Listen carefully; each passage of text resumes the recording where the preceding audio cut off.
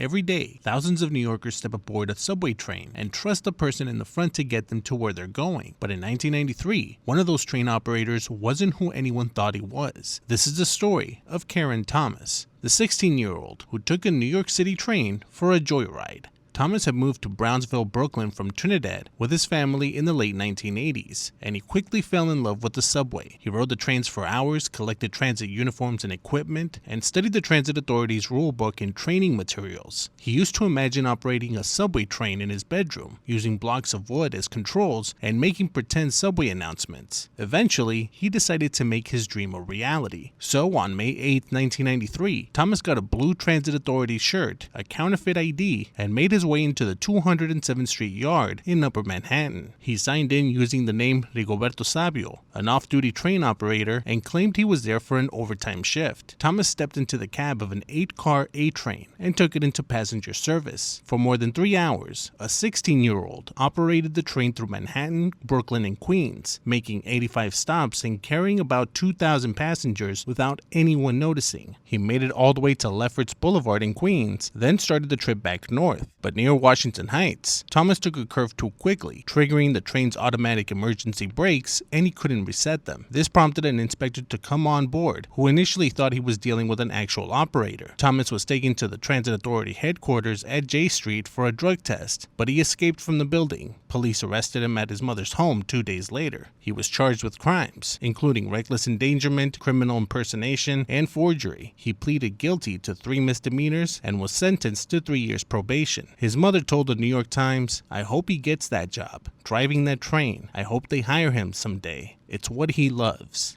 About a year later, at 18, he was arrested after a fight over a dice game. He spent 177 days on Rikers Island, and his probation was extended. Thomas never became a train operator. He became an electrician, worked on the city's traffic signals, owned a trucking company, and became a father of 5. Thomas told the New York Times in 1998, "At that point in time, that was just my goal. I really never think about it anymore. It gave me a lot more self-confidence. It showed me that you could do whatever you want to do. You just have to put your mind to it." Karen Thomas died in Brooklyn in 2013 at 37 years old. His sister told the New York Daily News, "He lived a short life, but it was fulfilling." Every day, millions of people pass through the subway system, and every once in a while, an unbelievable story slips onto the tracks. Some disappear as quickly as the train itself, but others linger, becoming part of the strange, unforgettable character of New York City.